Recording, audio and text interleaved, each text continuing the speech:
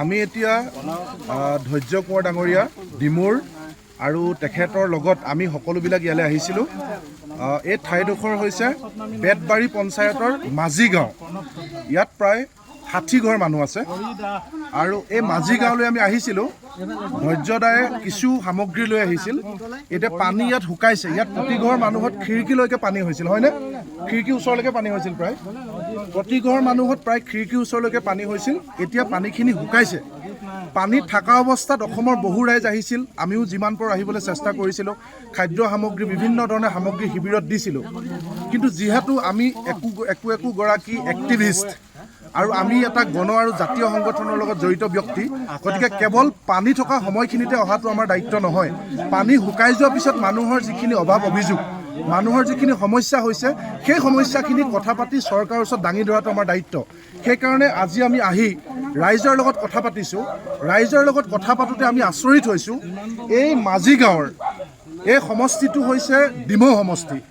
এই পঞ্চায়তখন হৈছে বেতবাৰী পঞ্চায়ত আৰু এই ঠাইখিনি হৈছে 5 নং ৱাৰ্ডৰ মাঝি গাঁও।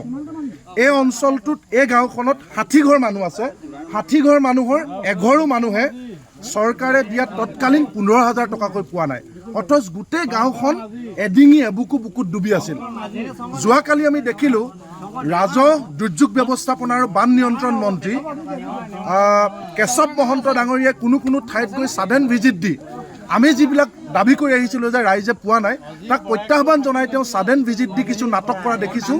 তাত মানুহক সুধিছে, তেওঁ লাজো পাইছেনে 15,000 বুলি সুধিছে, নাই পোৱা বুলি কৈ লাজো পাইছে। তথাপিও তেখেতক আমি কৈছোঁ যে আপুনি আহক এই পঞ্চায়তটোলৈ। বেতবাৰী পঞ্চায়ত থাৰুৱা সমষ্টি। আটাইতকৈ লাজ লগা কথা হৈছে এই সমষ্টিটোৰ বিধায়কগৰাকী জলসম্পদ মন্ত্ৰী। জলসম্পদ মন্ত্ৰীৰ সমষ্টিত এখন গাঁৱত এটাও পৰিয়ালে তৎকালীনভাৱে চৰকাৰে আগবঢ়োৱা 15,000 টকা পোৱা নাই। গতিকে আমি চৰকাৰৰ দৃষ্টি আকৰ্ষণ কৰিছোঁ যে এখন মাত্ৰ গাঁও, এনেকুৱা বহু গাঁও আছে য'ত মানুহে পোৱা নাই। মই এজন মানুহ, দাদা আপোনাৰ ঘৰত পানী সোমাইছিল? কিমান হৈছে পানী? ইমান পানী হৈছিলে আপোনাৰ ডিঙিৰ ওচৰলৈকে পানী হৈছে? ডিঙি পাৰ হৈ গৈছে আৰু পোৱালৈকে ভিতৰত মোৰ ঘৰটো অকণমান আগত হৈছে। হয়, বহুত পানী হৈ গৈছে। আমি একো মাল বস্তু উলিয়াব নোৱাৰিলোঁ। চব বস্তু এনেকৈ উঠি গুচি গৈছে। হয়, আপুনি চৰকাৰে দিয়া তৎকালীন 15,000টো পালে নেকি? নাই পোৱা। হয়, আপোনাৰ ইয়াত গাঁওবুঢ়া বা শিক্ষকসকল ছাৰ্ভে কৰিবলৈ আহিছিল নেকি? অহা নাই ন? আহিব বুলি কৈছে, এতিয়ালৈকে আহি পোৱাহি নাই। অহা নাই, হয়নে? আপোনাৰ নামটো কি? মনু বৰাই। মনু বৰাই। হয়। দাদা আপোনাৰ ভাল নামটো কি? ৰাজেশ মিশ্ৰ।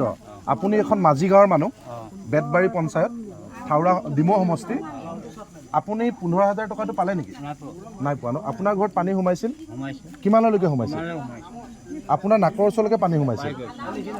আচ্ছা, দাদা আপোনাৰ ঘৰত পানী সোমাইছিল নাই?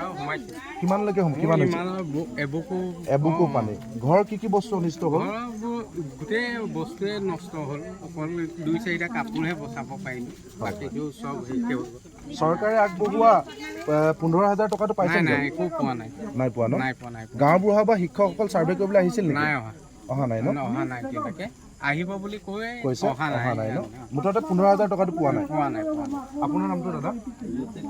পৱন মাঝি। আপোনাৰ ঘৰতো পানী হৈছিল? হয়, এবুকু পানী হৈছিল। আপোনালোকেও পোৱা নাই? মানে অকল আমিয়ে নহয়, 5 নম্বৰ ৱাৰ্ডৰ এজনো হেৰিত পইচা নাই সোমোৱা। হয়। বাঢ়ি যিকেইটা পানীত ডুবোৱা নাছিলে সেইকেইটাত পইচা সোমাইছে। আমাৰ মেৰবিল ছাইডটো সেইটো ছাইড পানী নাই, সেইটো ছাইড চবৰে পইচা সোমাইছে। আমাৰ কিন্তু এই কাঠনিপাৰ মাঝি গাঁও, এই তাৰমানে পঞ্চায়তৰ 5 নম্বৰ ৱাৰ্ড, এঘৰো পইচা নাই সোমোৱা। হয়। এঘৰো সোমোৱা নাই। আপোনালোকে শুনিলে বাইদেউ, আপোনাৰ ঘৰত পানী হৈছে? 15,000 টকাটো পাইছে নেকি? নাই পোৱা ন? ছাৰ্ভে কৰিবলৈ কোনোবা মানুহ আহিছিল নেকি? ৰ'ব, মই আৰু দুজন মানুহ। বাইদেউ আপোনাৰ ঘৰতো পানী সোমাইছে? 15,000 টকাটো যে তৎকালীনভাৱে দিছে, পাইছে নেকি? নাই পোৱা। দাদা আপোনাৰ ঘৰতো সোমাইছে পানী? নাই সোমোৱা ন? এইখন গাঁও সোমোৱা নাই নেকি?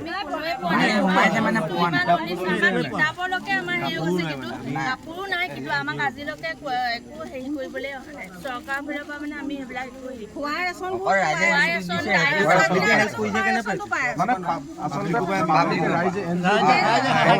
দিছে। আপোনাৰ নামটো কি কৈছিলে? মোৰ নাম মুকুট আলী। মুকুট আলী ন? আপোনাৰ ঘৰতো সোমাইছে? সোমাইছে।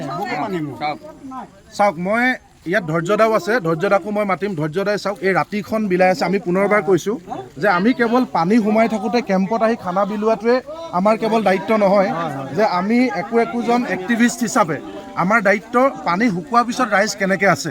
গতিকে মই এইটো কোনো চৰকাৰে কয় যে ৰাজনীতি কৰিছে, ইয়াত কোনো ৰাজনীতিৰ কথা নাই। এইসকল ৰাইজ মাজিগাঁৱৰ ৰাইজ, এই ৰাইজসকলে এটাও পৰিয়ালে ৬০-৭০টা পৰিয়ালৰ এটাও পৰিয়ালে ১৫,০০০কৈ টকা পোৱা নাই। চৰকাৰে কৈছে ১৫,০০০কৈ দিছোঁ, ভুক্তভোগী মানুহক দিছোঁ, কিন্তু ১৫,০০০কৈ পোৱা নাই। আৰু আটাইতকৈ লাজ লগা কথা যে এই সমষ্টিটোক প্ৰতিনিধিত্ব কৰা বিধায়কজনে জলসম্পদ মন্ত্ৰী আমাৰ শ্ৰদ্ধাৰ সুশান্ত বৰগোহাঁই ডাঙৰীয়া, আপোনাৰ সমষ্টিৰ মানুহে পোৱা নাই। গতিকে কথা নহয়, আপোনালোকে কাম কৰক। ৰাইজৰ এই অৱস্থাৰ পিছত কিন্তু মানুহে আপোনালোকে শুনিলে, এইবিলাক গোটেই মানুহ চাহ জনগোষ্ঠী আদিবাসী মানুহ, আমাৰ খিলঞ্জীয়া গৰীয়া মানুহ, আহোম মানুহ বা অন্যান্য মানুহ আছে। এই গাঁওখনৰ এখন পঞ্চায়তৰ এখন গাঁৱৰ এজনো মানুহে পোৱা নাই, অথচ গোটেই মানুহখিনিয়ে ক'লে যে এবুকু এডিঙি পানী হৈছিল। তাৰপিছত আৰু কিবা প্ৰমাণ লাগিব নেকি যে এই যে ১৫,০০০ টকাটো কেনেকুৱা ধৰণে স্বজন তোষণ হৈছে, নিজৰ দলীয় মানুহবিলাকে কেনেকৈ পানী নোসোমোৱা মানুহৰ ঘৰত এঘৰতে তিনিটা নাম ভৰাই দিছে, অথচ হয়নে নহয়? আপোনালোকে পানী নোসোমোৱাৰ পিছত কাউন্সিলাৰে বহুত মানুহৰ ঘৰত পানী নোসোমোৱাৰ পিছতো এঘৰত তিনিটা মানুহ ভৰাই দিছে। আমাৰ প্ৰেচিডেণ্ট ছেক্ৰেটাৰী বা গাঁওবুঢ়াই একো জ্ঞানেই দিয়া নাই আমাক। হয়, এইটো আপোনালোকে এবাৰ ভাবক কিমান ভয়ানক দুৰ্নীতি হৈছে। সেইকাৰণে আমি বাৰে বাৰে কৈছোঁ যে মৰা শৰ ওপৰত শগুন যেনেকৈ জঁপিয়াই পৰে, ঠিক তেনেকৈ দুৰ্গত ঘৰ উটি যোৱা এই দুৰ্দশাগ্ৰস্ত মানুহৰ ওপৰত আপোনালোকৰ নেতাবিলাক শগুন পৰা দি পৰিছে। যিটোখন সাহায্য হৈছে তাৰ ওপৰতো মৰা ঘৰত শগুন পৰা নিচিনাকৈ এই নেতাবিলাক পৰিছে। লাজ নালাগে আপোনালোকৰ? এই মানুহবিলাকৰ গোটেই গাঁওখন ডুবি থকাৰ পিছত তেওঁলোকে ১৫,০০০ টকাকৈ পোৱা নাই। অৰুণোদয় দুগুণ হ'ব বুলি কৈছে, তাকো পোৱা নাই। মই দুজন মানুহক সুধিলোঁ, তেওঁলোকে কিবা ধাৰ আছিলে, ধাৰবোৰ মাফ কৰি দিম বুলি কৈছে। ধাৰো বোলে ইনষ্টলমেণ্টৰ পইচা কাটি আছে, হয়নে?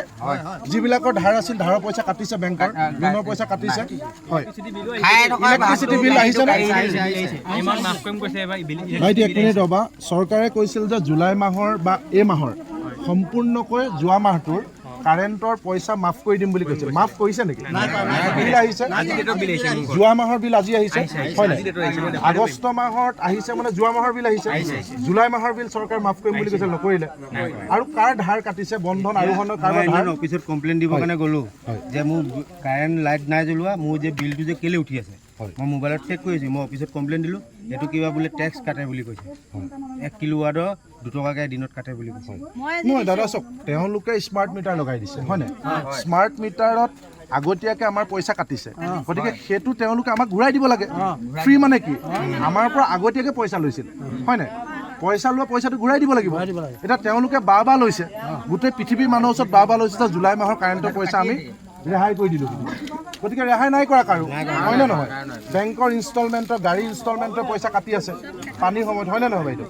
আৰু ১৫,০০০কৈ টকা পোৱা নাই। অৰুণোদয় দুগুণ কথাটো লেকচাৰ মাৰি আছে, কিন্তু এই অঞ্চলত নাই পোৱা, হয়নে বাইদেউ? গোটৰ কিস্তিও দিব লগা হৈছে, মানে মাইক্ৰ' ফাইনেন্সৰ। চাওক, মাইক্ৰ' ফাইনেন্সৰ ঋণো ৰেহাই দিম বুলি কৈছিলে 6 মাহলৈকে। গতিকে আমি একো নকওঁ। এইখন মাজিগাঁওখন হৈছে বেতবাৰী পঞ্চায়তৰ অন্তৰ্গত। বেতবাৰী পঞ্চায়তটো হৈছে ডিমৌ সমষ্টিৰ অন্তৰ্গত, আৰু ডিমৌ সমষ্টিটো হৈছে শিৱসাগৰ জিলাৰ অন্তৰ্গত। আৰু যি শিৱসাগৰ জিলা বানত এতিয়া 1 নম্বৰত আটাইতকৈ ক্ষতি হোৱা জিলা শিৱসাগৰ। গতিকে চৰকাৰখনে ইমান ডাঙৰ লেকচাৰ মাৰি আছে, ইমান কথা কৈ আছে। ৰাইজে ক'লে যে NGO দল সংগঠন ৰাইজে নিদিয়া হ'লে আমি খাবলৈ নাপাই মৰিলোহেঁতেন। এই মুহূৰ্তলৈকে ধৈৰ্য কৰি সাহায্য বিলাই আছে। তাৰপিছত তেওঁলোকে কৈছে ১৫,০০০কৈ টকা দিছোঁ, এটাও পৰিয়ালে পোৱা নাই।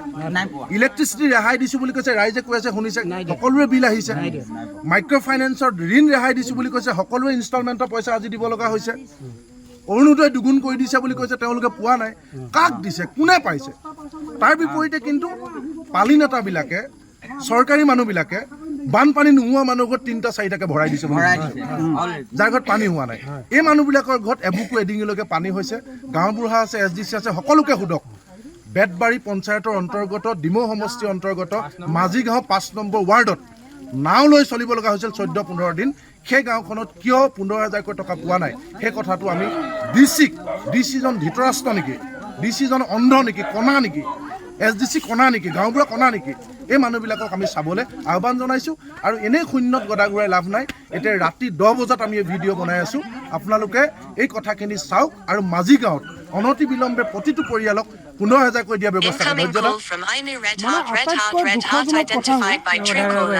যিকোনো খবৰৰ বাবে যোগাযোগ কৰক 9181 307 221 আমাৰ এই নম্বৰত।